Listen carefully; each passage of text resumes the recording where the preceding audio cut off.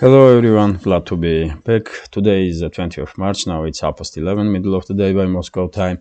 I'm Levan Gudadze and this is my channel in which I share latest updates on the news that are making headlines in Russian media outlets and Russian language pages on different internet platforms. There's quite a few very significant developments and news that I'd like to share with you for this moment. But before I start, let me once again emphasize how grateful I am for your time, attention and support. It truly does mean a lot to me. After all, this channel exists only because of your help and support, so of course I am very grateful. That being said, let's talk about news now, and I will start with the visit of Chinese leader in Russia. Xi Jinping did not arrive at Moscow yet for this moment when I'm making this update, but we do have some information and I will share it with you. First of all, I will note that both leaders, Xi Jinping and Vladimir Putin, did write articles for Russian and Chinese media outlets. So Xi Jinping's article was published in RIA Novosti news by RIA Novosti news agency and Российская газета, if I'm not mistaken, state-run newspaper. And Putin's article was published in Chinese newspaper Zhenmin Zhibao. I guess that's one of the main newspapers in China. So I would not go in details because I did spoke on my updates many times about level of relationships between the countries and about numbers of economical development between the two and trade relationships, but what I will note is that both leaders mentioned in the articles that relationships and cooperation between Russia and China is not against any other country, but exactly the opposite. These relationships are meant to develop good base for for creation of multipolar world, multipolar society, and especially Chinese and Russian relationships. Good relationships are quite good foundation for increase stability and the peaceful development in Indo-Pacific region. One can argue with these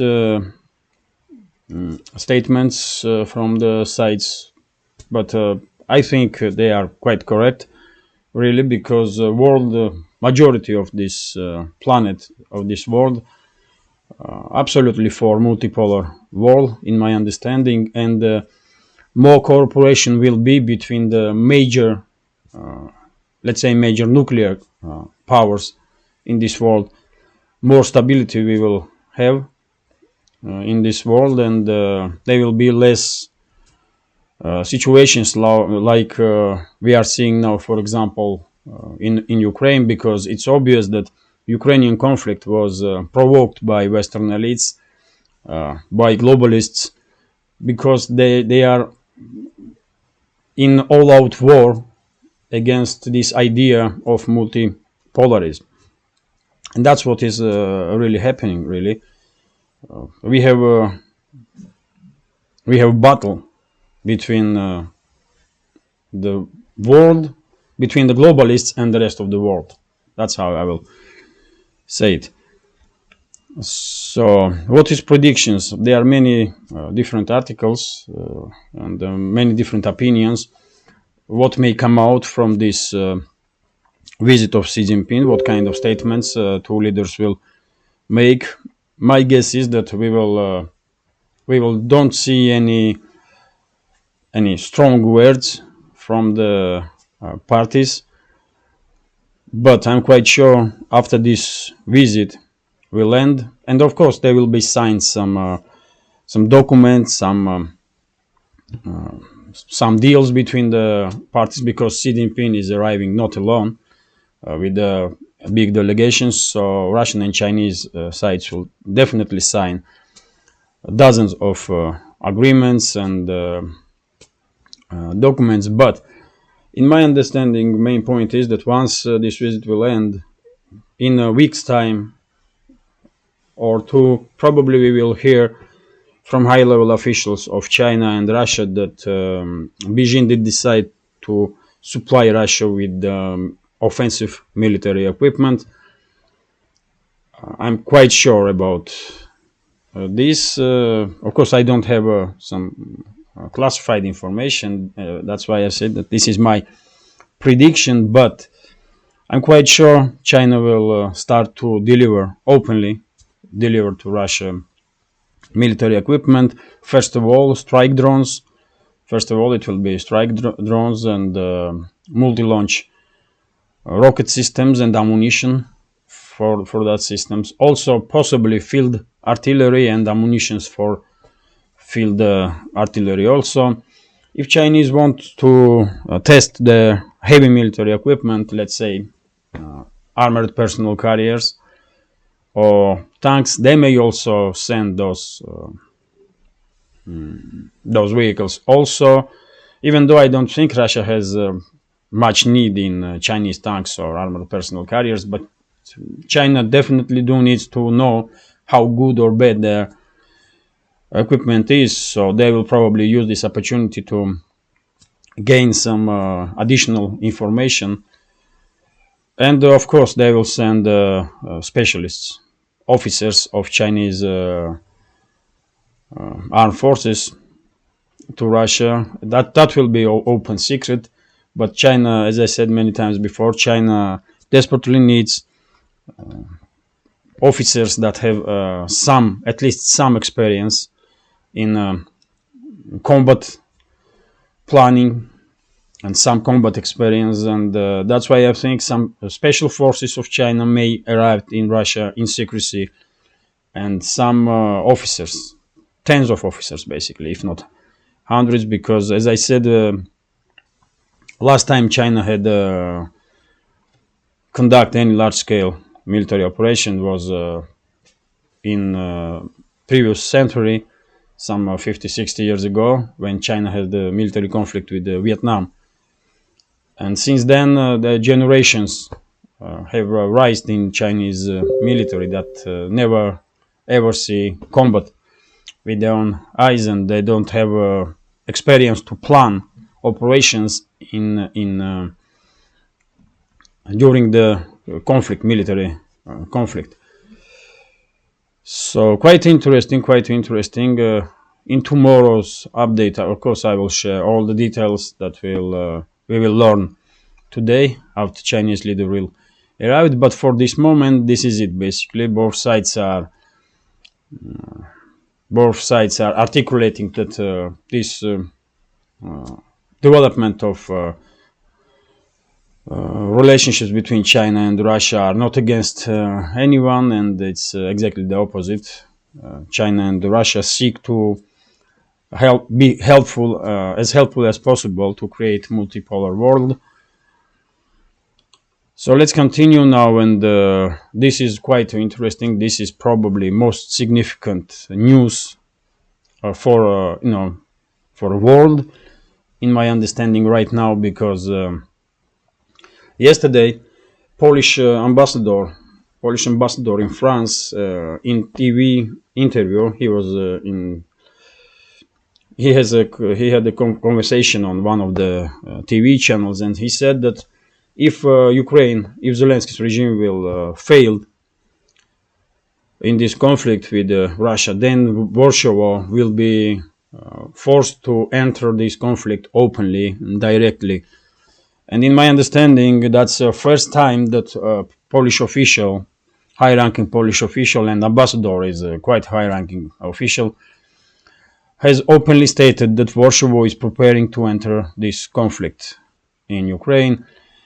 Not surprise for me or for you, because I did spoke about possible open involvement of Poland in this conflict for so long now. So we are definitely not surprised, but if before my predictions were based on analytics that I do information that we can see in open sources. Now we have official confirmation that Poland is definitely planning to enter this conflict. And of course, Warsaw did probably spoke to this ambassador after these kind of statements were made, and probably he did receive some backlash, because I don't think he was authorized to make such a statement.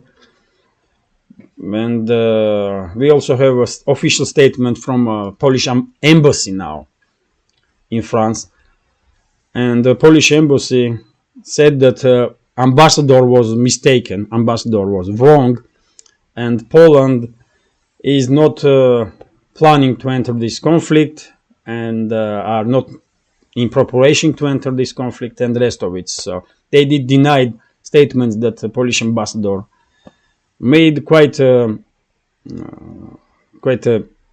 unpleasant, let's say, situation for Polish side, because one day ambassador is saying one thing, and in a few hours time embassy is stating exactly the opposite.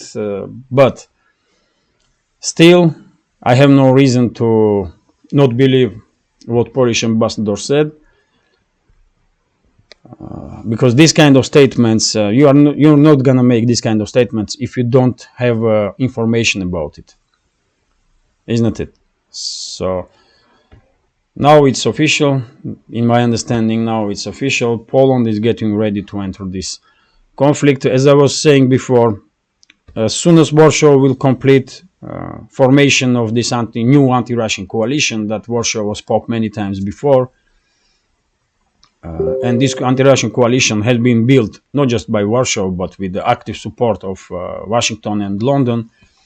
Once all the preparations will be done, then Poland and probably some other countries, some other NATO member countries that will be part of this new anti-Russian coalition will enter this conflict directly. I think, let me open the map and show you areas that I'm talking about. So I think we may see Polish armed forces not just in western parts of Ukraine, that's Ukraine, by the way, but we may also see strike from Poland in direction of Belarus, possibly in direction of Kaliningrad. And same time, I'm quite sure in this anti-Russian coalition, we will see these Baltic republics, Lithuania, Latvia, Estonia, and because they are, this map is not working properly today for some reasons. I don't know why. So as you can see, this is Kaliningrad region of Russian Federation. This is Belarus here, and that's Lithuania, Latvia, and Estonia. And I'm quite sure, and Lithuania and Latvia are bordering Belarus. So we may see some quite big developments, because I believe Poland may not just try to establish control over the western parts of Ukraine, but Poland may also strike in direction of Belarus and in direction of Russia, the Russian Kaliningrad region, together simultaneously with Lithuania and Latvia forces. And probably Estonian forces will also participate, even though Estonia is not bordering, no Kaliningrad, not Belarus. And I doubt that they will dare to strike Russian territory in Pskov region or in direction of St. Petersburg. That will be devastation for Estonia, because I'm quite sure Russia will just strike with nuclear weapons straight away, because there will be no need to talk with the Estonians at that moment.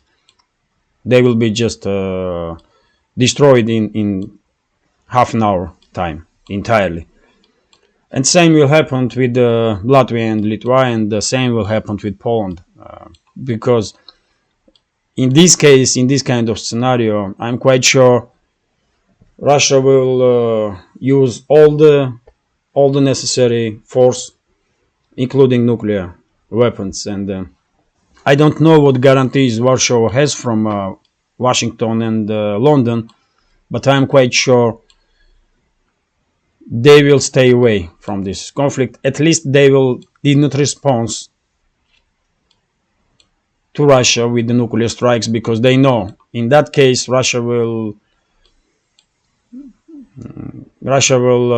just destroy both USA and UK in also half an hour's time, because it only takes half an hour for Russian intercontinental ballistic missiles to deliver nuclear warheads to those countries, to targets on those countries. So basically we are now clearly seeing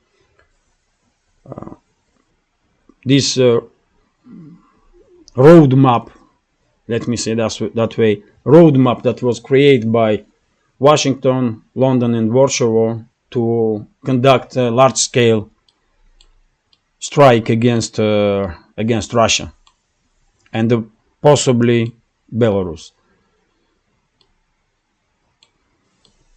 I cannot say when this strike will take place, but I'm quite sure it's only a matter of time, 3 to 5 months, maybe even earlier than that. But we definitely are one step closer to extreme escalation of this conflict. Let's say this way, and I hope I am mistaken, because, as I said, Moscow will not tolerate any of these kind of actions. If Poland, Latvia and Lithuania will strike Belarus, Moscow will be forced to use tactical nuclear weapons against these countries. Moscow will have no other choice. But if Poland will enter only Western Ukraine, if Polish forces will enter only Western Ukraine, then maybe, and Lithuania and Latvia stay out of this conflict, then maybe we will see clashes with conventional weapons between Russian and Polish forces, and I'm quite sure Russia will try to establish corridor here in this region between Kaliningrad and Belarus. So Poland, in that case, Poland will definitely lose this borderline region here between Russian Kaliningrad and Belarusian territory. That's my guess. So let's see how situation will develop. And now, if I may, I will advertise my channel a little bit. If you think this channel is interesting, useful, has some potential, and deserves to exist in this field of news and political commentary, please consider to support with small donations through PayPal, or subscribe to my Patreon channel, Patreon page. You will see links under this video in the description box. Of course, I'm gonna be very grateful for your help. That's been said, let's continue now.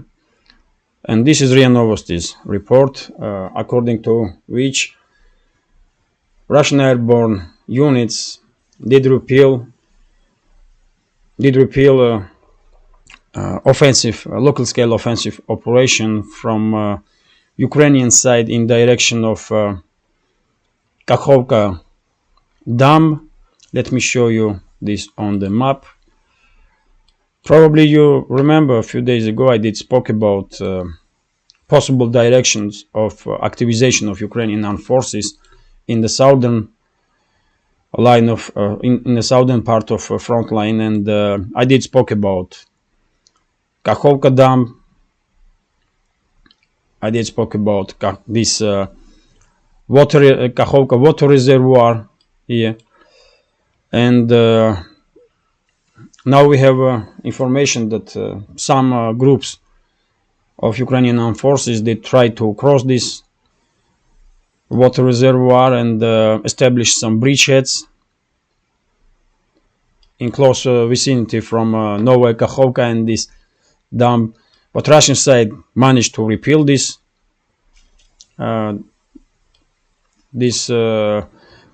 local scale counteroffensive of Ukrainian armed forces. But yet again, in previous days, we clearly see activization of Ukrainian forces in direction of Kherson and in direction of Zaporozhye, as I was predicting, because that's necessary steps for Zelensky's regime if they truly plan to conduct large-scale counteroffensive operation in direction of this land bridge between Crimea and mainland Russia. In coming days, I'm quite sure we will see more and more this kind of local scale offensive operations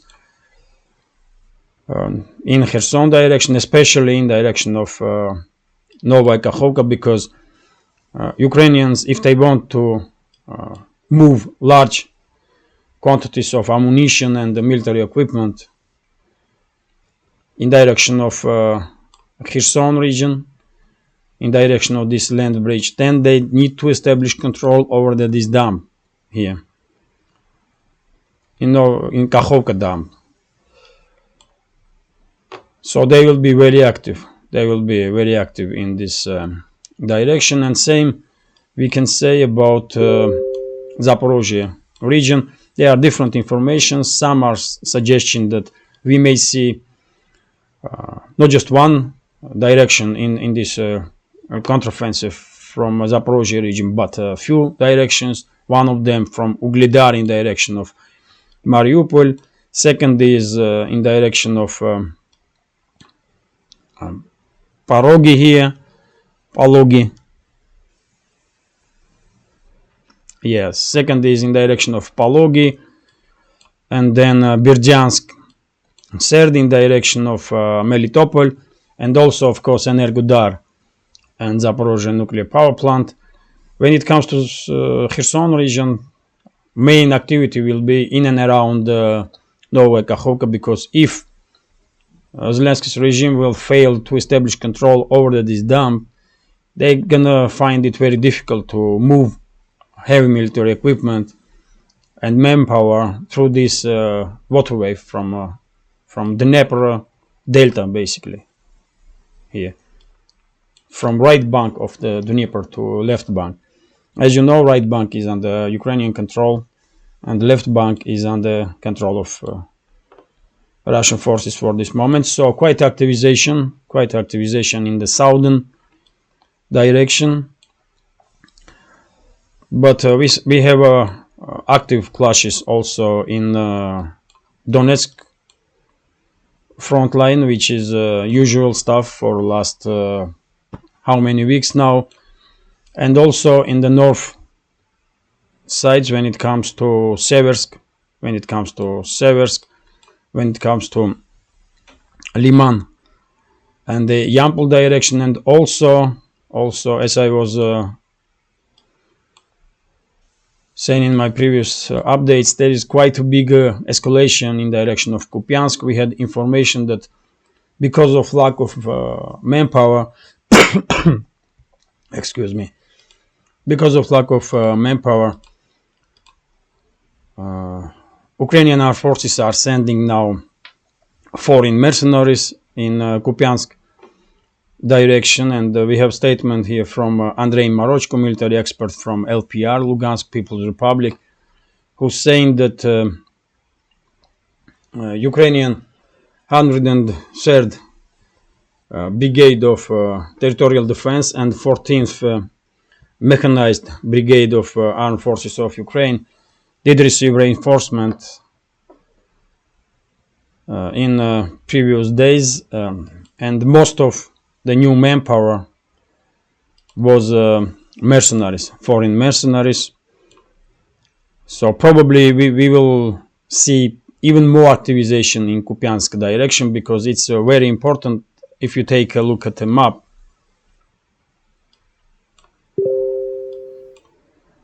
if Russian side will manage to establish control over this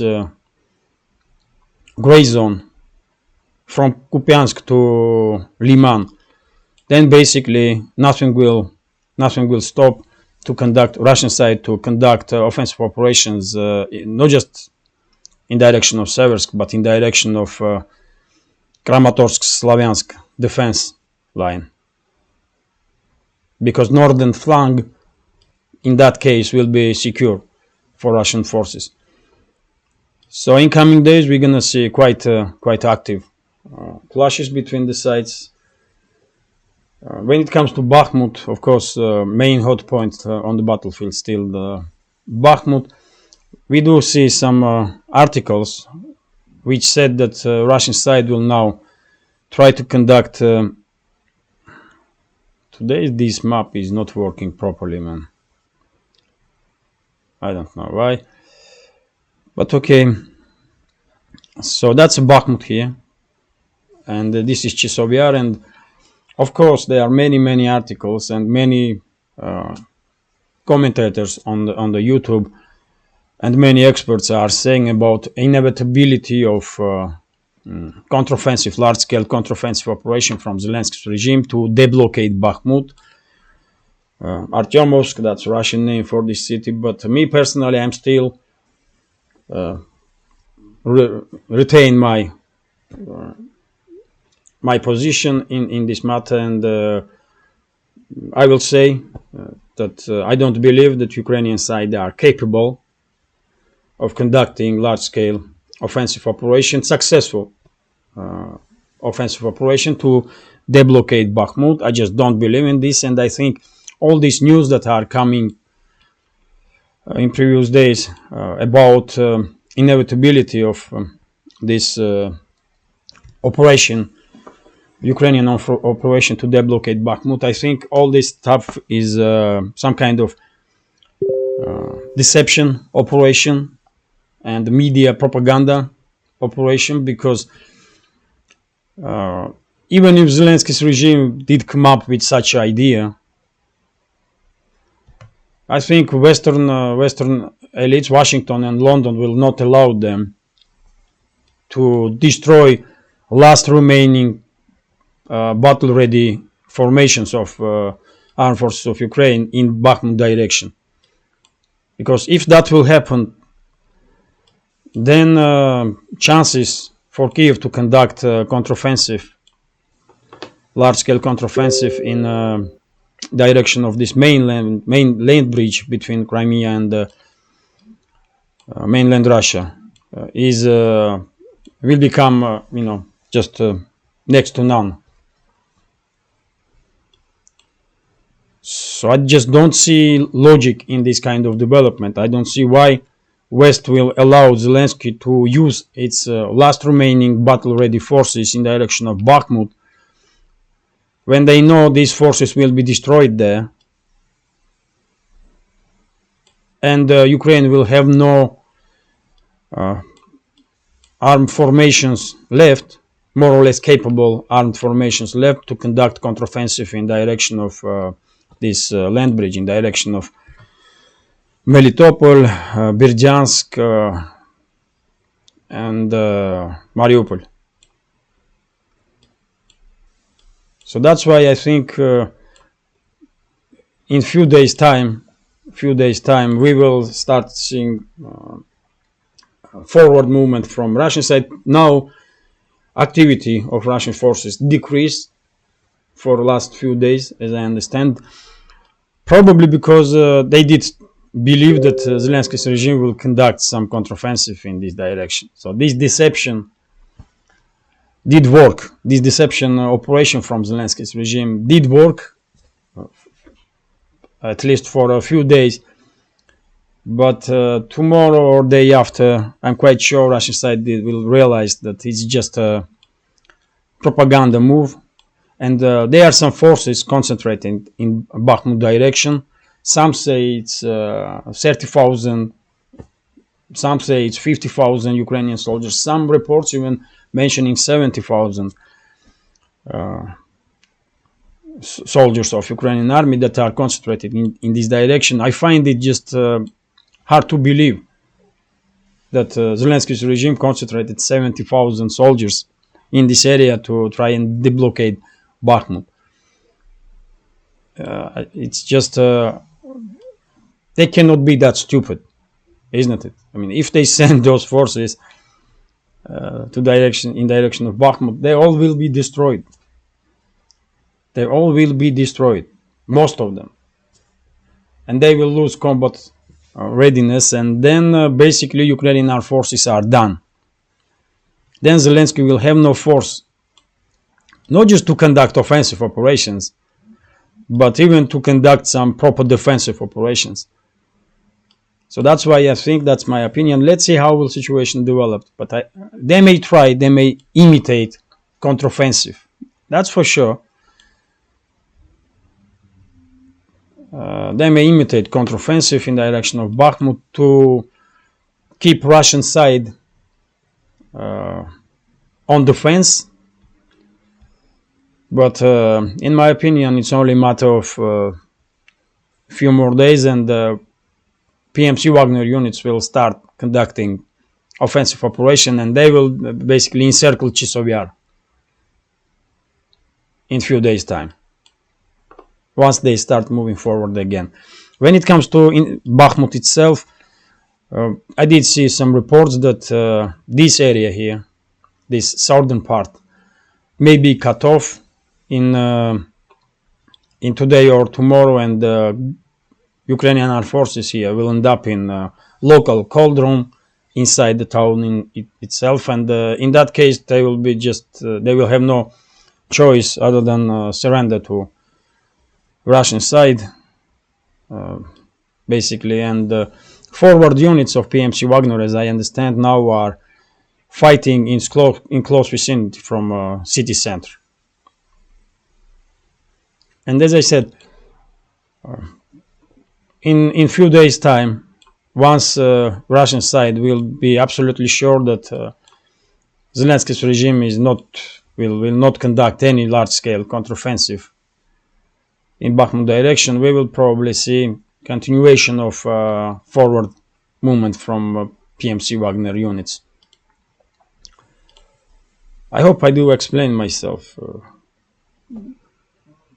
well enough. So let's continue now. And we have Kommersant newspaper's statement. This is kind of sad news and funny same time. So Kommersant did write about Medvedev's statement, former Russian president and current deputy of chairman of Russian Security Council, Dmitry Medvedev, did made statement about this arrest warrant that was issued by EU's so-called International Criminal Court, and he said that basically Medvedev was trolling and saying that we all are walking under the gun and missiles. So I will not say that he did threaten this court with missiles, but he did, kind of. I mean, that's a trolling, and that's a funny part of it, and same time that's a sad part of it, because we did enter already this stage of international affairs when leaders of the countries are making quite unusual, let's say this way, statements, unusual for high-ranking officials, because trolling is, I mean, it may seem funny at the times, but I believe high-ranking officials should be, should be more serious. Let me say this way.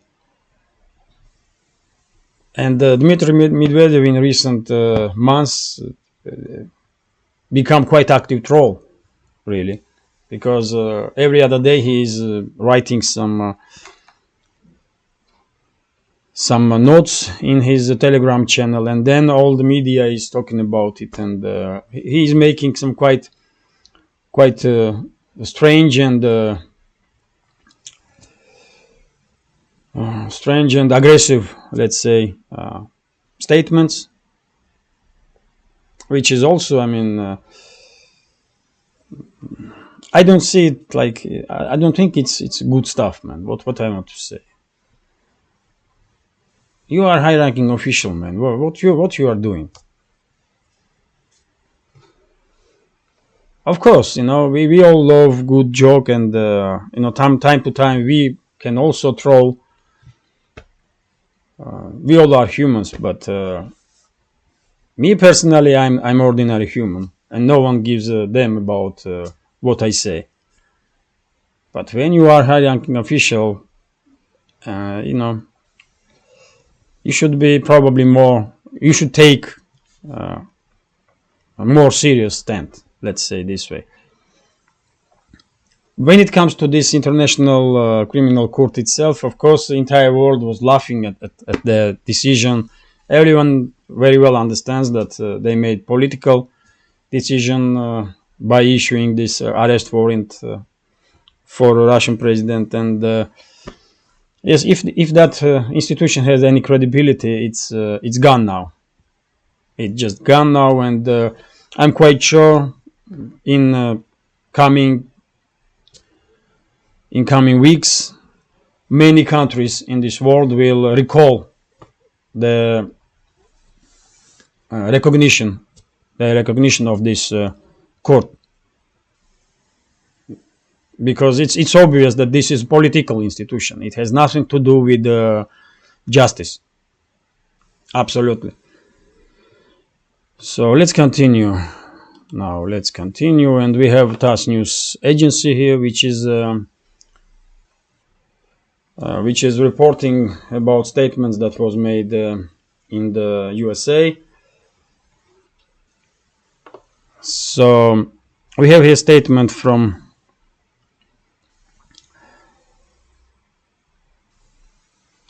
John Kirby, which is let me translate his exact. Come on now. So what I will say is that this Jim Kirby, this idiot here, John Kirby, he said that USA will be against any peace deals with Ukraine if any proposal will be made from Moscow during the visit of Xi Jinping, and US will be against any peace deal between Kiev and Moscow, because in that case Ukraine will lose. That's basically what is saying. Quite a crazy statement. And at the same time, these idiots, these criminals, are saying that they are supporting Ukraine and Ukrainian society.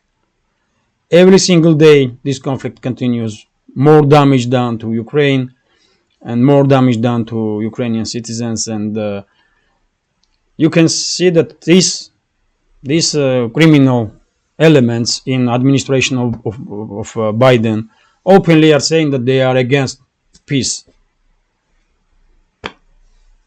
They are, they don't want peace. It's obvious, of course, but they are now openly saying it. There were some times when they were, at least trying to be more diplomatic, but now, no, they are openly saying that they don't need any peace there, and they will fight until last Ukrainian, because they did not care about Ukrainian citizens, and they never even had intention to care about Ukrainians, isn't it? So let me give you his position. And this is idiot, man. This idiot is White House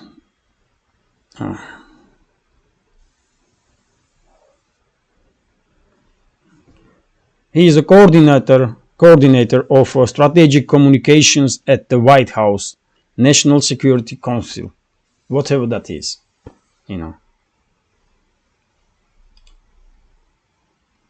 So he's official, isn't it?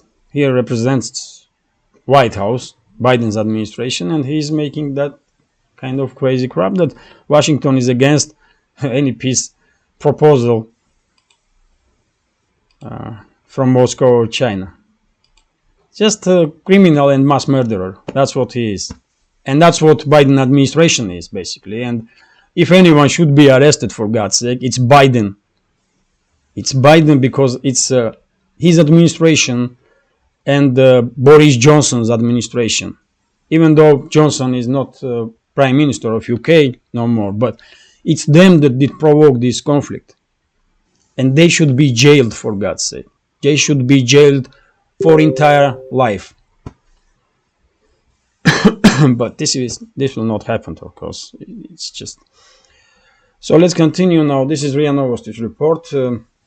We have statement that was made by Russian Foreign Intelligence Service, which said that USA now are conducting some training operations for terrorist groups in Syria, and they are trying to reignite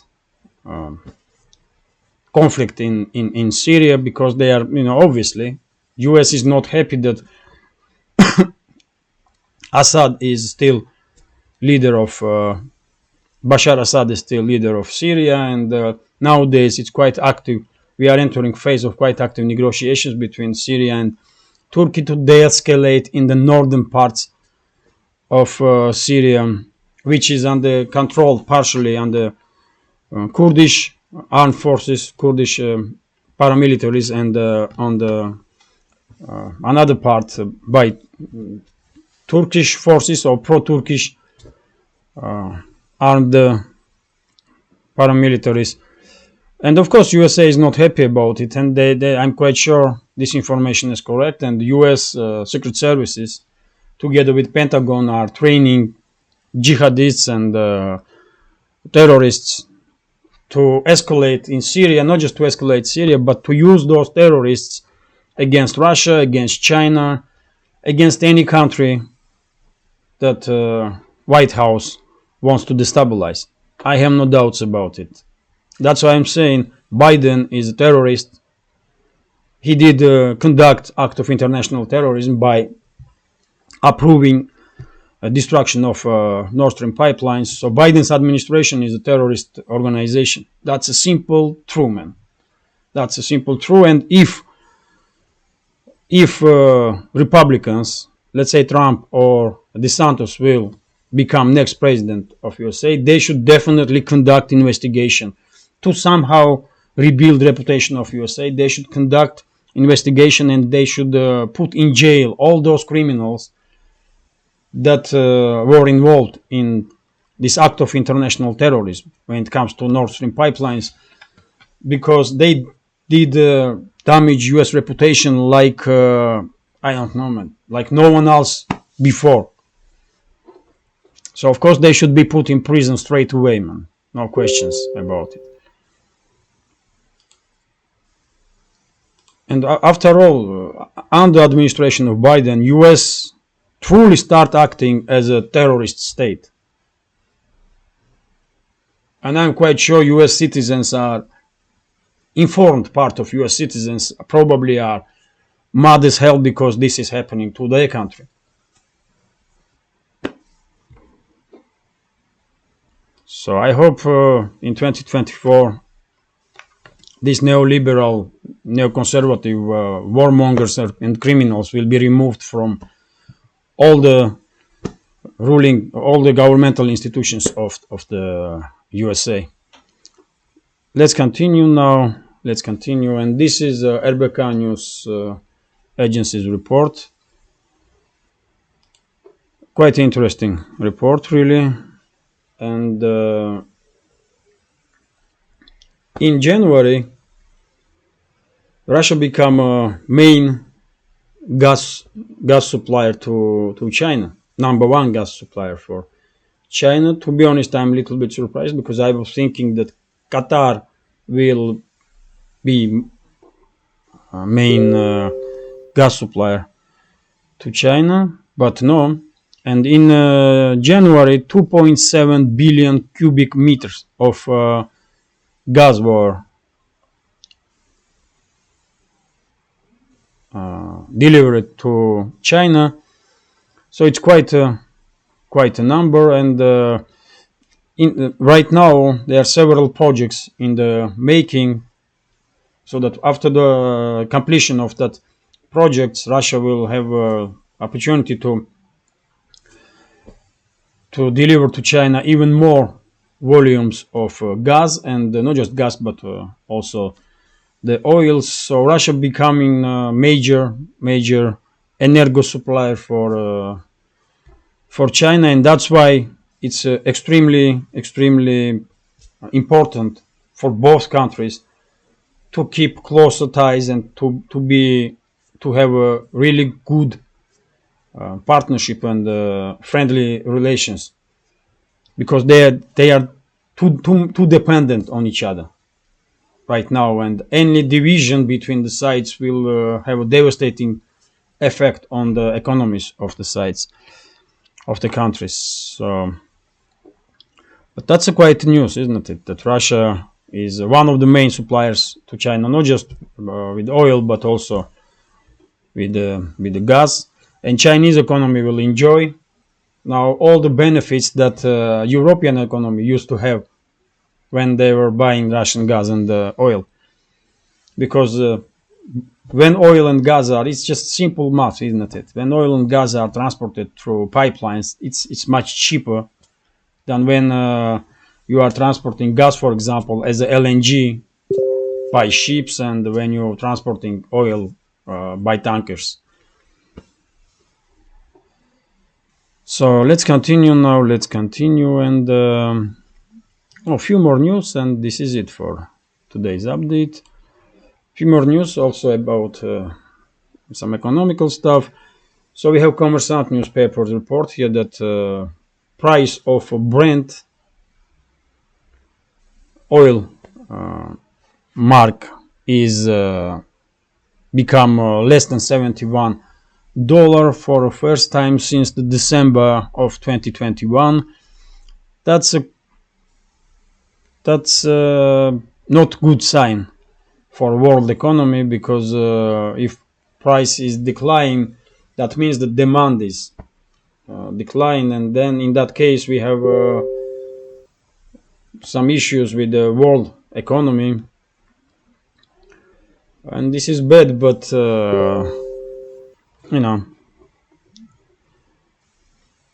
this trend will probably continue for some time. But if I remember correctly, just recently OPEC did make statement, and they were expecting increase in demand of oil for a little bit, but still increase for demand of oil in 2023. So I guess this is just some local short time issue, and in coming months oil prices will rise again, even though $71 for a barrel is quite all right price, really. And this is gonna be last news, as I understand, for now, which is about gold price. So gold price did increase, and it's now over $2,000 for 1 ounce of the gold.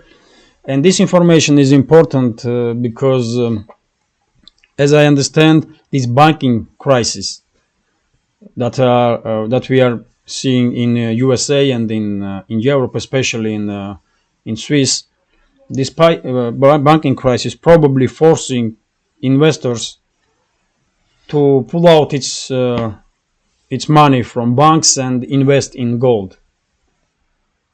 Not just in gold, but in gold also, and that's why we are seeing now increasing demand for gold and the increasing price for gold. That's to me that seems logical, but yet again, I'm not expert in banking system or in financial systems, so it's just my take on this matter. I even see a few outlets yesterday when some officials of few Western states were asking society to not panic and not withdraw money from the banks. I did not see anything like that ever, I guess, when in the Western countries governments were asking society to not withdraw their assets from bank. Usually that kind of stuff happens in developing countries, because banking systems in developing countries are not as strong as in developed countries. But nowadays we are seeing that even developed countries are not immune to some devastating crisis in financial and banking systems. So this is it. This is it for now. I hope you will find this update interesting, and if so, please hit that like button, leave some commentary about any topic you like, and if you can, please share links to my videos or my channel with your friends on Facebook, Twitter, or Telegram, or any other platform that you are active on. That will greatly help me to reach wider audience, and of course I'm gonna be grateful for this help. And same time, if you can and if you want to, you can support this channel through small donations through PayPal, or by subscribing to my Patreon page. You will see links under this video in the description box. So yes, this is it. I hope you will find this update interesting. Have a nice day, have a successful new week, and take care.